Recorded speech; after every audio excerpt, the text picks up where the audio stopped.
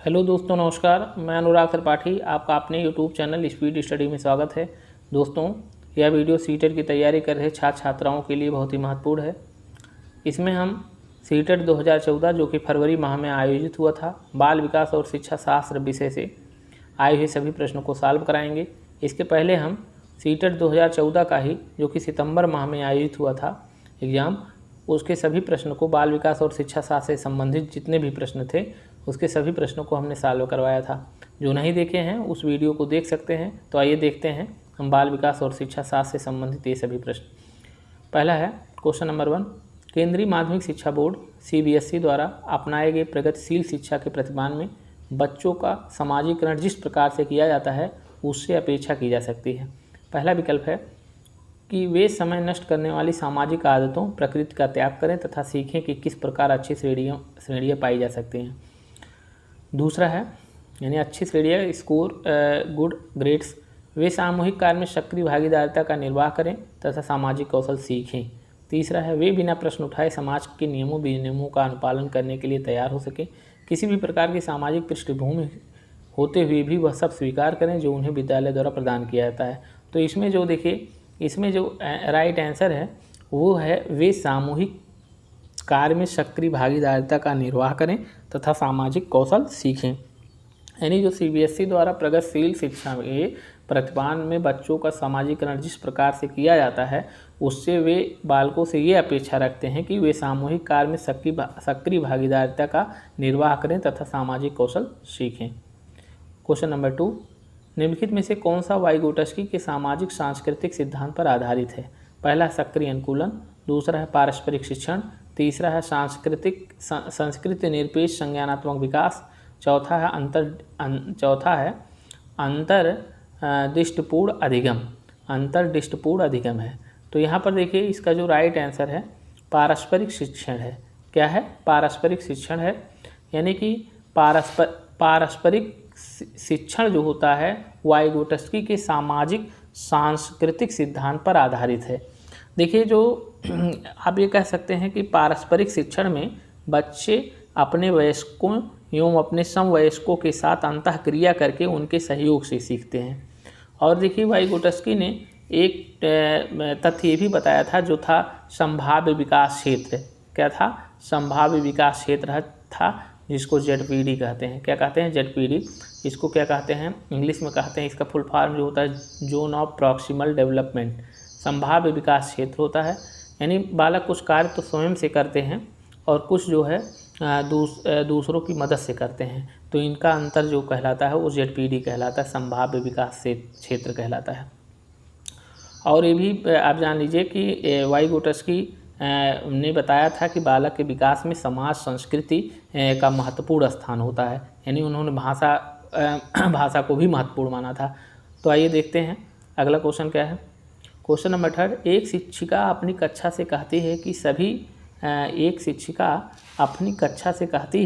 कि सभी प्रकार के प्रदत्तों का निर्माण इस प्रकार किया गया है कि असाइनमेंट का निर्माण इस प्रकार किया गया है कि प्रत्येक विद्यार्थी अधिक प्रभावशाली ढंग से सीख सके, अतः सभी विद्यार्थी बिना किसी अन्य की सहायता से अपना कार्य पूर्ण करें। वह कोहल वर्ग के किस नैतिक विकास के चरण की ओर संकेत दे रही है। पहला है औपचारिक चरण 4 कानून और व्यवस्था, दूसरा है औपचारिक चरण 5 सामाजिक संविदा, तीसरा है पूर्व औपचारिक चरण 1 दंड और परिवर्तन, तीसरा है पूर्व औपचारिक चरण 2। तो यहाँ पर जो राइट आंसर है औपचारिक चरण 4 कानून और व्यवस्था है। देखिए, इसके अंतर्गत क्या होगा, जो है बच्चे उन व्यक्तिगत आधार तथा नियमों का आदर करते हैं जिनको कानून और व्यवस्था बनाए रखने के लिए निर्मित किया जाता है। देखिए, प्रस्तुत वो तथ्य में जो भी यहाँ पर प्रस्तुत किया गया है, शिक्षिका जो कह रही है अपनी कक्षा से, शिक्षिका सभी बच्चों को सीखने के लिए नियम बना देती है जिसका सभी विद्यार्थी क्या करते हैं? पालन करते हैं। तो इसका राइट आंसर क्या है? इसका राइट आंसर फर्स्ट है, तीसरे का जो है फर्स्ट ऑप्शन। क्वेश्चन नंबर 4, देखिए 14 वर्षीय देविका अपने आप में पृथक स्वनियंत्रित व्यक्ति की भावना को विकसित करने का प्रयास कर रही है, वह विकसित कर रही है। तो यहाँ पर इसका मतलब ये है कि 14 देखिए जो क्या कह सकते 14 वर्षीय बालिका है, तो इसका मतलब क्या है, वो किस अवस्था में है, वो किशोरावस्था में है। किस अवस्था में है, यहाँ पर किशोरावस्था में है ये। तो यहाँ पर ये ध्यान देंगे, 14 वर्षीय देविका अपने आप में पृथक स्वनियंत्रित व्यक्ति की भावना को विकसित करने का प्रयास कर रही है, वह विकसित कर रही है। नियमों के प्रति घृणा, दूसरा स्वायत्तता, तीसरा किशोरावस्थात्मक अक्खड़पन, चौथा परिपक्वता। तो यहाँ पर जो राइट आंसर है वो है स्वायत्तता है। क्या है वो, स्वायत्तता। देखिए जो 14 वर्षीय देविका अपने जीवन के किशोरावस्था में है तथा किशोर या किशोरियों में अपने व्यक्तिगत अस्तित्व को स्थापित करने की अभिलाषा होती है। वे सामाजिक परंपराओं, रीति रिवाजों और अंधविश्वासों के बंधनों में ना बंधकर स्वतंत्र जीवन व्यतीत करना चाहते हैं। तो यहाँ पर जो इसका राइट आंसर स्वायत्तता है। क्वेश्चन नंबर 5, प्रगतिशील शिक्षा के संदर्भ में निम्नलिखित में से कौन सा कथन जॉन डेवी के अनुसार समुचित है। पहला है, कक्षा में प्रजातंत्र का कोई स्थान नहीं होना चाहिए। दूसरा है, विद्यार्थियों को स्वयं ही सामाजिक समस्याओं को सुलझाने में सक्षम होना चाहिए। और तीसरा है जिज्ञासा विद्यार्थियों के स्वभाव में अंतर्निहित नहीं है, अपितु इसका कर्षण संवर्धन करना चाहिए। कक्षा में विद्यार्थियों का निरीक्षण करना चाहिए, ना कि सुनना चाहिए। तो यहाँ पर देखिए प्रगतिशील शिक्षा के संदर्भ में जो डीबी का विचार था वो था विद्यार्थियों को स्वयं ही सामाजिक समस्याओं को सुलझाने में सक्षम होना चाहिए। क्वेश्चन नंबर 6 है, भाषा अवबोधन से संबद्ध विकार है चलाघात। ये क्या है, जो है चलाघात है, यानी एप्रेक्सिया इसको कहते हैं। और ये देखिए दूसरा पठन वैकल्य, इसको डिस्लेक्सिया कहते हैं। वाक संबंध रोग है, इसको जो है एस्पिक्सिया कहते हैं। और यहाँ पर देखिए भाषाघात है ना, एफेजिया कहते हैं। अब भाषाघात में यहाँ पर जो इसका राइट आंसर है, भाषा अवबोधन से संबद्ध जो विकार है वो क्या है, वो भाषाघात है। तो देखिए यहाँ पर जो भाषाघात मस्तिष्क की एक ऐसी विकृति है जिसमें व्यक्ति के बोलने, लिखने तथा बोलने एवं लिखे हुए शब्दों को समझाने या प्रकट करने में अनियमितता, अस्पष्टता एवं अस्थायी विकार उत्पन्न हो जाता है। तो यहाँ पर इसका जो राइट आंसर है वो क्या होता है, क्या है, वो भाषाघात है। अगला क्वेश्चन है क्वेश्चन नंबर 7, निम्नलिखित में से कौन सा आलोचनात्मक दृष्टिकोण बहुबुद्धि सिद्धांत से संबद्ध नहीं है। यानी कि निम्नलिखित में से कौन सा आलोचनात्मक दृष्टिकोण बहुबुद्धि सिद्धांत से संबद्ध नहीं है। तो आपको जो 4 विकल्प दिया गया है और बहुबुद्धि सिद्धांत की आलोचना की गई है, तो इसमें कह रहा है कौन सा जो है पॉइंट, कौन सा ऑप्शन बहुबुद्धि सिद्धांत से जो है संबंधित नहीं है। पहला जो है यह शोध आधारित नहीं है। देखिए दूसरा है, विभिन्न बुद्धियाँ भिन्न भिन्न विद्यार्थियों के लिए विभिन्न पद्धतियों की मांग करती हैं। तीसरा है, प्रगतिशील विद्यार्थी प्रायः एक क्षेत्र में ही अपनी विशिष्टता प्रदर्शित करते हैं और इसका कोई अनुभवात्मक आधार नहीं है। तो यहाँ पर देखिए क्या कह सकते हैं, कह रहा है कि कौन सब आलोचनात्मक दृष्टिकोण बहुबुद्धि सिद्धांत से संबद्ध नहीं है। तो यह देखिए ये इसमें जो होगा जो है यह सुधारित नहीं है। दूसरा क्या दिया है, अपनी बुद्धियां भिन्न भिन्न विद्यार्थियों की विभिन्न पद्धतियों की मांग करती हैं।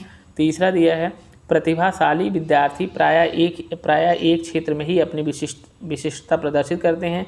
और चौथा है, इसका कोई अनुभवात्मक आधार नहीं है। तो इसका जो राइट आंसर होगा वो तीसरा होगा, प्रतिभाशाली विद्यार्थी प्रायः एक क्षेत्र में ही अपनी विशिष्टता प्रदर्शित करते हैं। ये जो है क्या कह सकते हैं, ये जो आलोचनात्मक पॉइंट है इनका, यह जो है बहुबुद्धि सिद्धांत से संबद्ध नहीं है। क्वेश्चन नंबर 8, बहुबुद्धि सिद्धांत को वैध नहीं माना जा सकता क्योंकि। पहला है, देखिए कह रहे हैं बहुबुद्धि सिद्धांत को वैध नहीं माना जा सकता क्योंकि पहला ऑप्शन, विशिष्ट परीक्षणों के अभाव में भिन्न बुद्धियों का मापन संभव नहीं है। दूसरा है, यह सभी 7 बुद्धियों को समान महत्व नहीं देता है। यह सभी 7 बुद्धियों को समान महत्व नहीं देता है। तीसरा है, यह केवल अब्राहम मैस्लो के जीवन भर के सुदृढ़ अनुभवात्मक अध्ययन पर आधारित है। तीसरा है, यह सर्वाधिक महत्वपूर्ण सामान्य बुद्धि जी के अनुकूल सुसंगत नहीं है।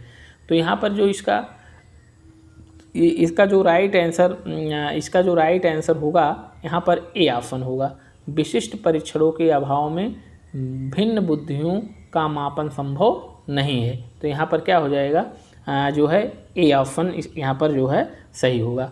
तो यहाँ पर आपको हम बता दें कि देखिए बहुबुद्धि सिद्धांत में जो कि हार्वर्ड गार्डनर द्वारा दिया गया था, उन्होंने 7 प्रकार की बुद्धि बताई थी और ये सातों बुद्धि परस्पर एक दूसरे से स्वतंत्र होती हैं और कह सकते हैं प्रत्येक के क्रियाशील होने का ढंग भी अलग अलग होता है। अतः इनका मापन करने के लिए विशिष्ट उपकरण और विशिष्ट विधि की आवश्यकता होगी, जो एक कठिन कार्य है। तो यहाँ पर पहला जो है ऑप्शन राइट आंसर है इसका। अब अगला है क्वेश्चन नंबर 9, कक्षा में विद्यार्थियों के वैयक्तिक विभेद पहला है लाभकारी नहीं है क्योंकि अध्यापकों को वैविध्यपूर्ण कक्षा को नियंत्रित करने की आवश्यकता है। दूसरा, हानिकारक हैं क्योंकि इनसे विद्यार्थियों में पारस्परिक द्वंद्व उत्पन्न होते हैं, द्वंद्व उत्पन्न होते हैं। तीसरा है, अनुपयुक्त है क्योंकि ये सर्वाधिक मंद विद्यार्थी के स्तर तक पाठचर्या के स्थानांतरण की गति को कम करते हैं। चौथा है, लाभकारी है क्योंकि ये विद्यार्थियों के संज्ञानात्मक संरचनाओं को खोजने में अध्यापकों को प्रवृत्त करते हैं। ये इसका राइट आंसर है। इसका क्या है, यानी इस चीज़ का जो है राइट आंसर यही है, लाभकारी है। क्या है, लाभकारी है क्योंकि जो है ये विद्यार्थी की संज्ञानात्मक संरचनाओं को खोजने में अध्यापकों को क्या करते हैं, प्रवृत्त करते हैं। यानी इसका जो राइट आंसर है वो 4 वाला है। क्वेश्चन नंबर 10 यहाँ है, देखिए विद्यालय आधारित आकलन प्रारंभ किया गया था ताकि राष्ट्र में विद्यालयी शिक्षा संगठनों की शक्ति का विकेंद्रीकरण किया जा सके। दूसरा है, देखिए कह रहा है विद्यालय आधारित आकलन जो है प्रारंभ किया गया था ताकि राष्ट्र में विद्यालयी शिक्षा संगठनों की शक्ति का विकेंद्रण किया जा सके। दूसरा, सभी विद्यार्थियों के संपूर्ण विकास को निश्चित किया जा सके। तीसरा, विद्यार्थियों की उन्नति की बेहतर व्याख्या के लिए उनकी सभी गतिविधियों को नियमित अभिलेखन हेतु अध्यापकों को प्रेरित किया जा सके। विद्यालय अपने क्षेत्रों में विद्यमान अन्य विभिन्न विद्यालयों की तुलना में प्रतियोगिता द्वारा अपनी विशिष्टता का प्रदर्शन करने हेतु अभिप्रेरित हो सके। तो यहाँ देखिए जो राइट आंसर है इसका, जो राइट आंसर है यहाँ पर, विद्यालय आधारित आकलन प्रारंभ किया गया था ताकि सभी विद्यार्थियों की संपूर्ण विकास को निश्चित किया जा सके। तो क्वेश्चन नंबर 10 का विकल्प 2 सही है। अगला है क्वेश्चन नंबर 11 है। क्वेश्चन नंबर 11 क्या है, निम्नलिखित में से कौन सा एक अन्य विकल्पों से संबद्ध नहीं है। निम्नलिखित में से कह रहा है कौन सा एक अन्य विकल्पों से संबद्ध नहीं है। पहला है प्रश्नोत्तर सत्रों को संगठित करना, जो है सत्रों को संगठित करना। दूसरा है किसी विषय पर विद्यार्थियों की प्रतिक्रिया को लेना। तीसरा है प्रश्नोत्तरी परिचालन करना, क्विज। और चौथा है स्व आकलन के कौशल को प्रतिमानित करना। तो यहाँ पर देखिए जो राइट आंसर है स्व आकलन, यानी कि स्व आकलन के कौशल को जो है प्रतिमानित करना। देखिए प्रश्नोत्तर सत्रों को संगठित करना, किसी प्रश्नोत्तर कह सकते हैं सत्रों को संगठित करना, किसी विषय पर विद्यार्थियों की प्रतिक्रिया को लेना तथा प्रश्नोत्तरी का परिचालन करना, ये सभी क्रियाएं शिक्षक अपने विद्यार्थियों के आकलन के लिए करता है तथा ये क्रियाएं प्रक्षेपित की जाती हैं। जबकि स्व आकलन के कौशल को प्रतिमानित करने का तात्पर्य है कि शिक्षक अपने छात्रों में स्वयं अपना आकलन करने का गुण विकसित करता है। स्व आकलन का कौशल परीक्षाओं के डरावने और निर्णायक गुण को दूर करता है और बच्चों को सक्षम बनाता है कि वह अपनी गलतियों को समझें और उन पर ध्यान दें और उनसे सीखें। तो यहाँ पर जो निम्नलिखित में से कौन सा एक अन्य विकल्प संबद्ध नहीं है, यही है स्व आकलन के कौशल को प्रतिमानित करना। तो इसका जो है राइट आंसर होगा। अगला है क्वेश्चन नंबर 12।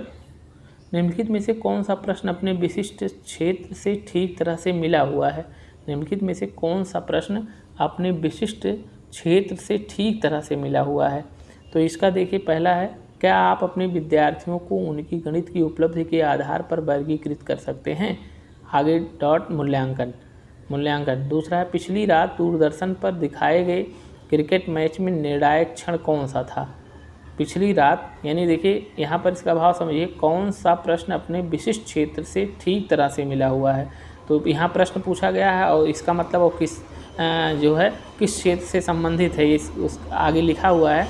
तो इसमें कौन सा सही है बताना है चारों में से।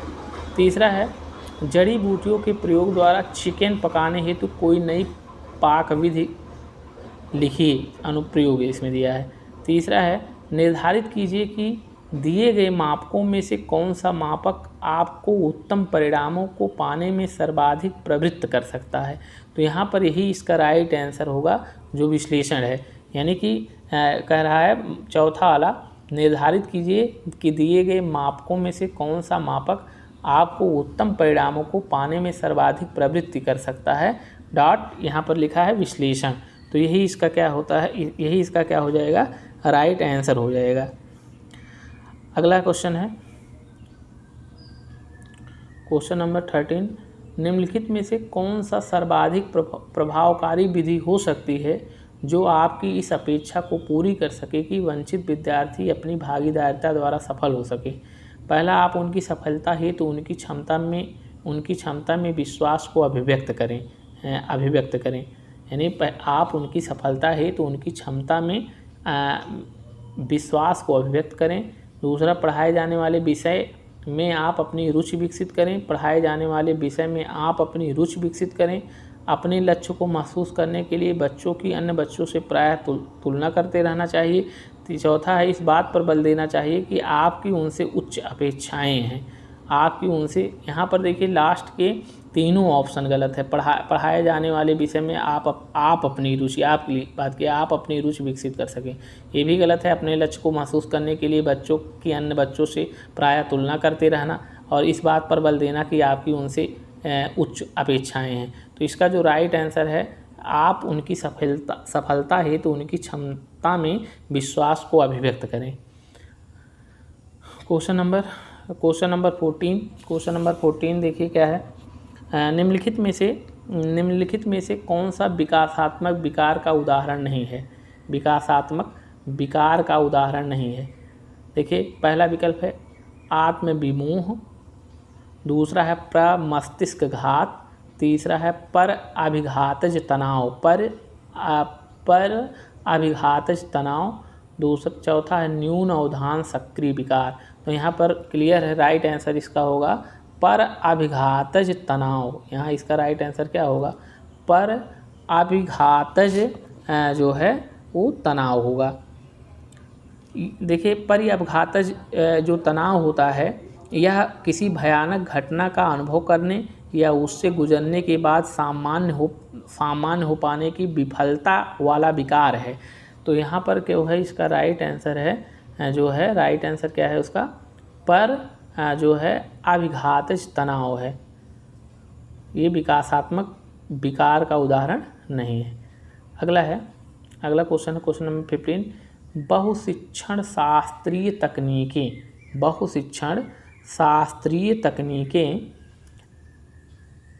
वर्गीकृत अधिगम सामग्री, बहुआकलन तकनीकें तथा परिवर्तनीय जटिलता एवं सामग्री का स्वरूप निम्नलिखित में से किससे संबंधित है?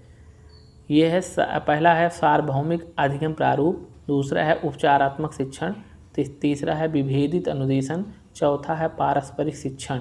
तो ये देखिए, इसमें जो राइट आंसर है वो है जो है विभेदित अनुदेशन है। इसमें क्या है, इसका राइट आंसर क्या है, विभेदित अनुदेशन है। यानी बहुशिक्षण शास्त्रीय तकनीकें, वर्गीकृत अधिगम सामग्री, बहुआकलन तकनीकें तथा परिवर्तनीय जटिलता एवं सामग्री का स्वरूप आज विभेदित अनुदेशन से संबंधित हैं। देखिए, विभेदित अनुदेशन को अभिकर्मित अनुदेशन भी कहते हैं। इसी को क्या कहते हैं, अभिकर्मित अनुदेशन भी कहते हैं। विभेदित अन्वेषण शिक्षण की वह विधि होती है जिसमें अधिगम के स्रोतों, साधनों एवं सामग्रियों को नियोजित और संगठित करने का प्रयास इस प्रकार से किया जाता है कि जिससे सीखने तथा शिक्षण के सुनिश्चित उद्देश्यों तक पहुंचा जा सके। तो इस तरीके से इसका जो है आप जो है विभेदित अन्वेषण आंसर जो है सही है। अगला जो है क्वेश्चन नंबर 16, निम्नलिखित में से प्रतिभाशाली अधिगमकर्ताओं के लिए क्या समुचित है। प्रतिभाशाली अधिगमकर्ताओं के लिए क्या कह रहे हैं, क्या जो है समुचित है। वे अन्यों को भी कुशल प्रभावी बनाते हैं तथा सहयोगी अधिगम के लिए आवश्यक है। वे सदैव अन्यों का नेतृत्व करते हैं और कक्षा में अतिरिक्त उत्तरदायित्व ग्रहण करते हैं।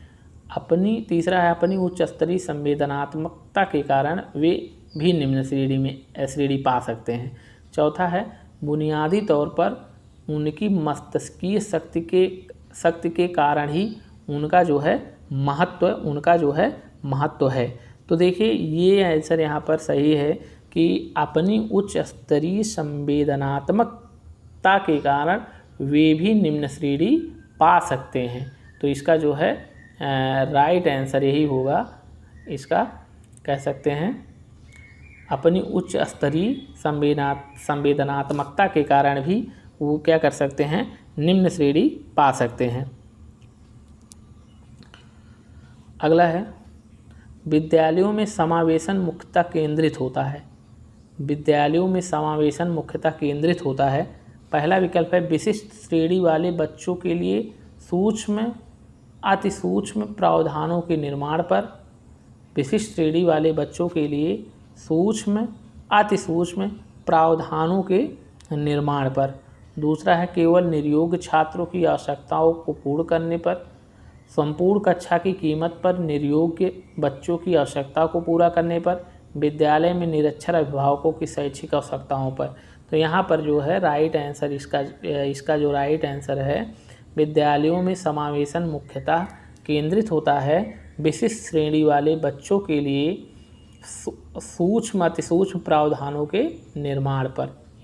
ये जो है ऑप्शन सही हुआ। क्वेश्चन नंबर जो है 18 आप देखते हैं। क्वेश्चन नंबर 18 देखिए, बच्चों में सीखी गई निस्सहायता का कारण है। बच्चों में सीखी गई निस्सहायता का कारण है। पहला है इस व्यवहार को अर्जित कर लेना कि वे सफल नहीं हो सकते। दूसरा है कक्षा गतिविधियों के प्रति कठोर निर्णय।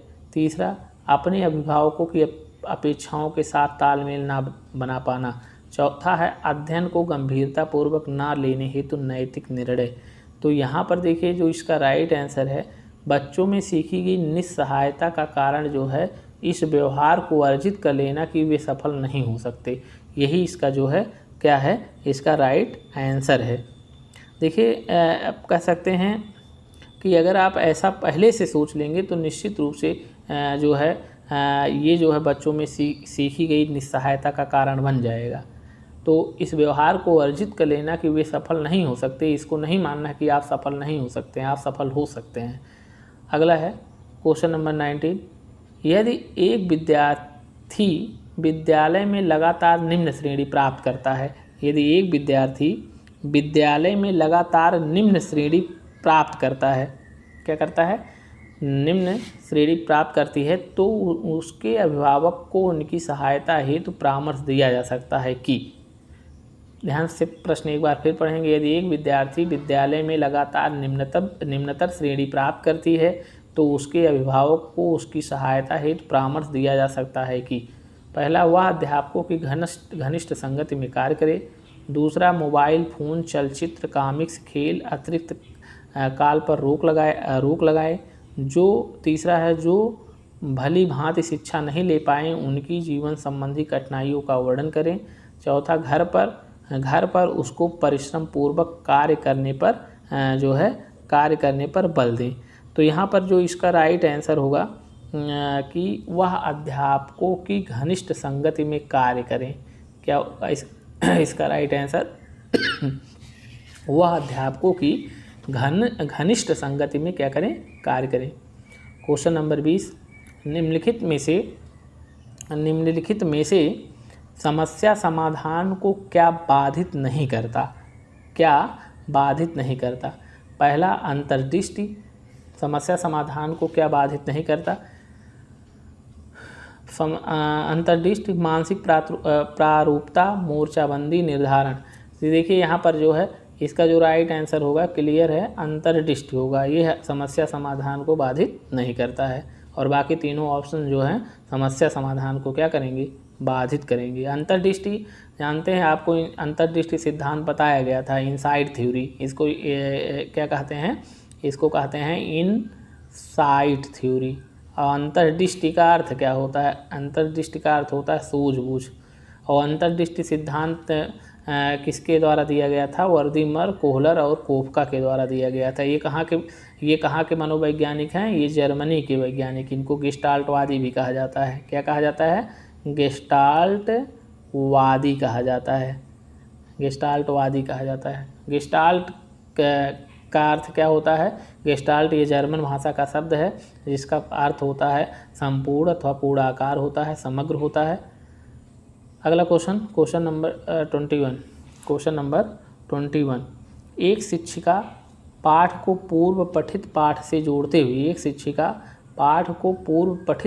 जोड़ते हुए बच्चों को सारांश लिखना सिखा रही है। वह क्या कर रही है?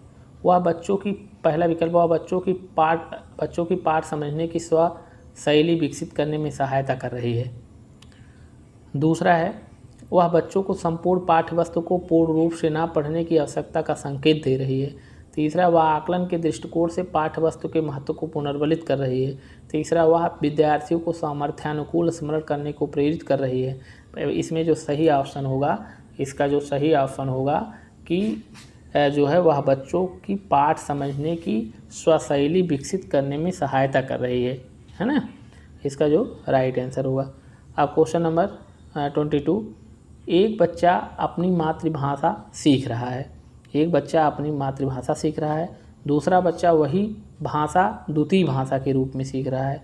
दोनों निम्नलिखित में से कौन सी समान प्रकार की त्रुटि कर सकते हैं?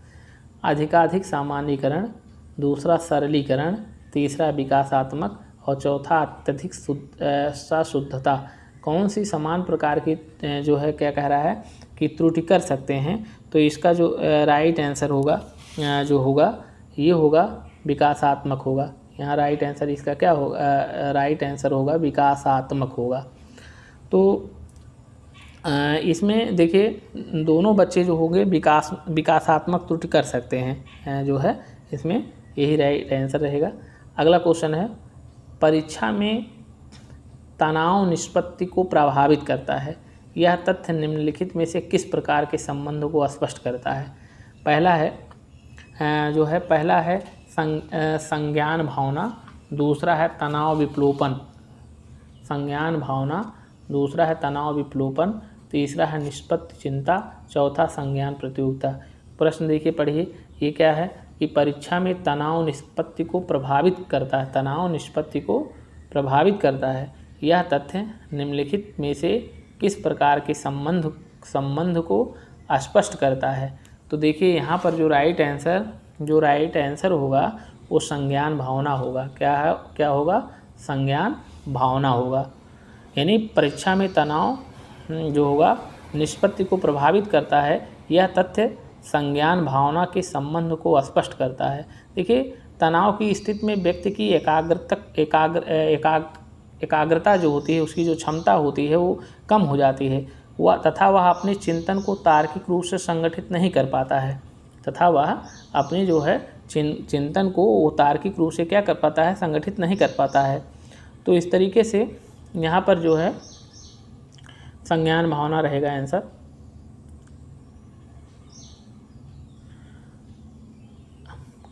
Question number 24। एक अध्यापक उस बच्चे के साथ परामर्श करते हैं जिसकी निष्पत्त्यात्मक प्रगति एक दुर्घटना के पश्चात अनुकूल नहीं है। निम्नलिखित में से कौन सी प्रक्रिया विद्यालय में परामर्श के लिए सबसे बेहतर हो सकती है?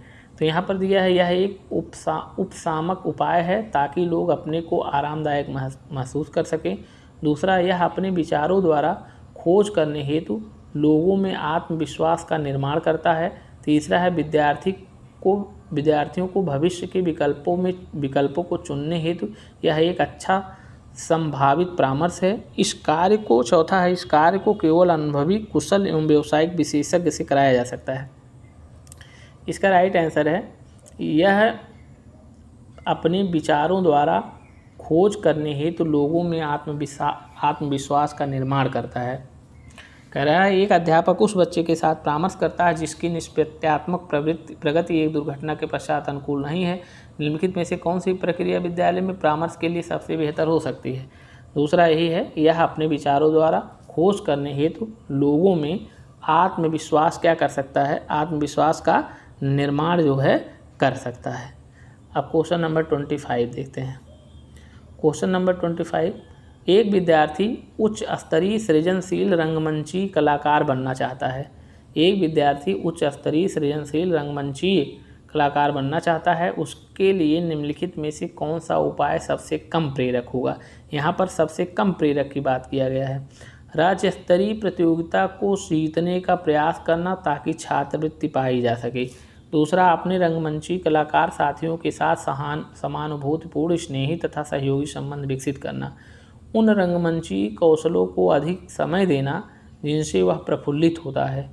चौथा, संसार के श्रेष्ठ रंगमंची कलाकारों की निष्पत्ति से संबद्ध साहित्य पढ़ने के लिए तथा उससे सीखने के संसार के श्रेष्ठ रंगमंची कलाकारों की निष्पत्ति से संबद्ध साहित्य पढ़ने के लिए तथा उसे सीखने के प्रयास के लिए कहना।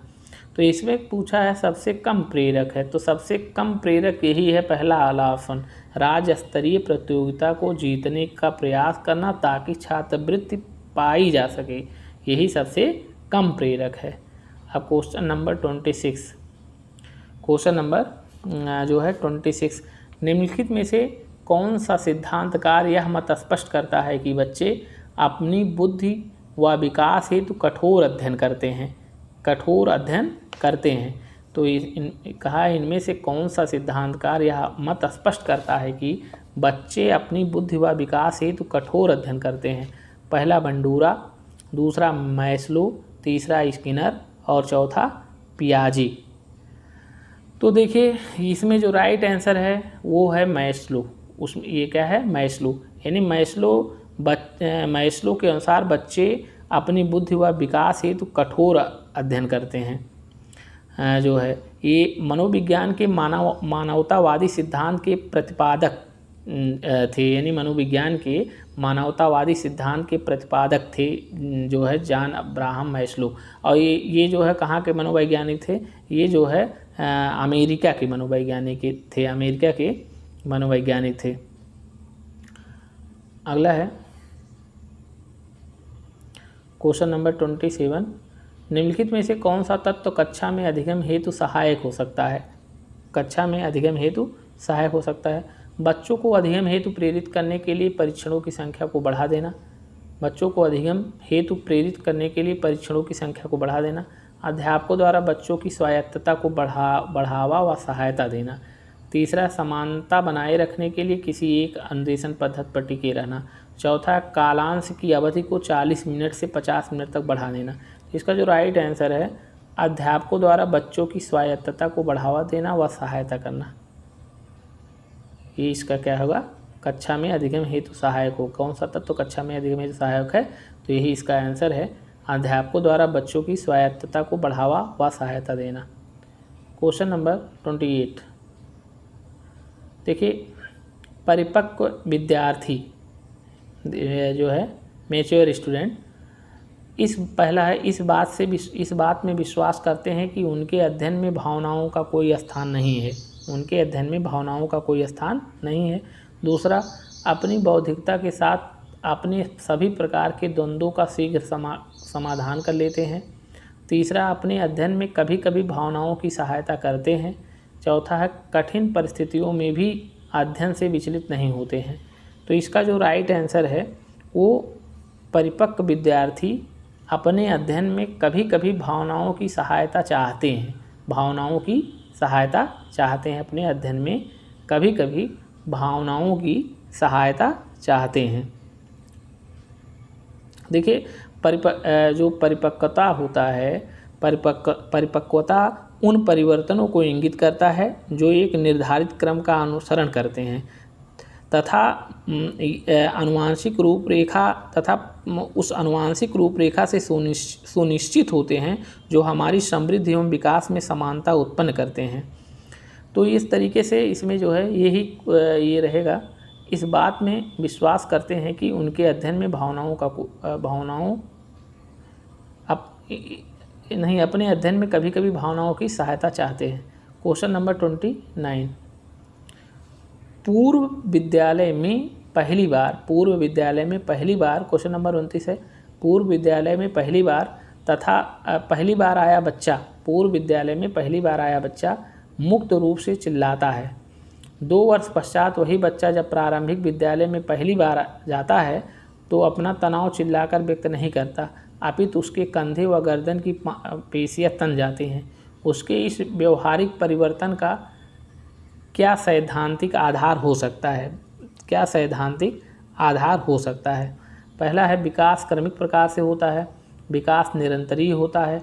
तीसरा, अलग अलग लोगों में विकास भी भिन्न भिन्न से होता है। विभेद व एकीकरण विकास के लक्षण हैं। तो यही है इसका राइट आंसर है। विभेद व एकीकरण क्या है? विकास के क्या हैं? लक्षण हैं। यानी उसने जो कहा था जो है पूर्व विद्यालय में पहली बार आया बच्चा मुक्त रूप से चिल्लाता है, 2 वर्ष पश्चात वही बच्चा जब प्रारंभिक विद्यालय में पहली बार आता है तो अपना तनाव चिल्लाकर व्यक्त नहीं करता, बल्कि अपने कंधे व गर्दन की पेशियां तन जाती हैं। यह क्या है? यह हो सकता है इस व्यवहारिक परिवर्तन का जो सैद्धांतिक आधार है वह विभेद व एकीकरण विकास के लक्षण है। विभेद व एकीकरण क्या है? विकास के लक्षण है। क्वेश्चन नंबर 30, निम्नलिखित में से कौन सा कथन सत्य है? आनुवंशिक बनावट व्यक्ति की परिवेश की गुणवत्ता के प्रति प्रत्युत्तरात्मकता को प्रभावित करती है। आनुवंशिक बनावट व्यक्ति की परिवेश की गुणवत्ता के प्रति प्रत्युत्तरात्मकता को प्रभावित करती है। दूसरा, गोद लिए बच्चों का वही बुद्धिलब्धांक होता है जो गोद लिए उनके सहोदर भाई बहनों का होता है। तीसरा जो है अनुभव मस्तिष्क के विकास को प्रभावित नहीं करता है। चौथा है विद्यालय का बुद्धि पर कोई प्रभाव नहीं पड़ता। तो यहाँ पर जान लीजिए ये तो गलत ही ऑप्शन है, विद्यालय का बुद्धि पर कोई प्रभाव नहीं पड़ता। अनुभव मस्तिष्क के विकास को प्रभावित नहीं करता, ये भी गलत है। गोद लिए बच्चों का वही बुद्धिलब्धांक IQ होता है जो गोद लिए गए उनके सहोदर भाई बहनों का होता है, ये भी गलत है। तो यहाँ पर राइट आंसर पहला है, आनुवांशिक बनावट व्यक्ति की परिवेश की गुणवत्ता के प्रति प्रत्युत्तरात्मकता को प्रभावित करती है। यहाँ पर इसका जो है राइट आंसर होगा।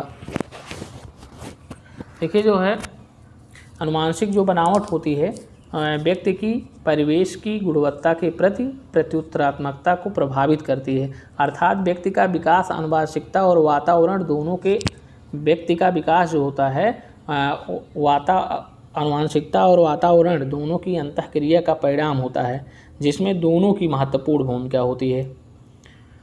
तो ये जो है यहाँ पर इसका जो है राइट आंसर होगा फर्स्ट होगा। तो ये 30 प्रश्न जो है सभी प्रश्न हमने बाल विकास जो सीटेट 2014 में आए थे सॉल्व करा दिए हैं।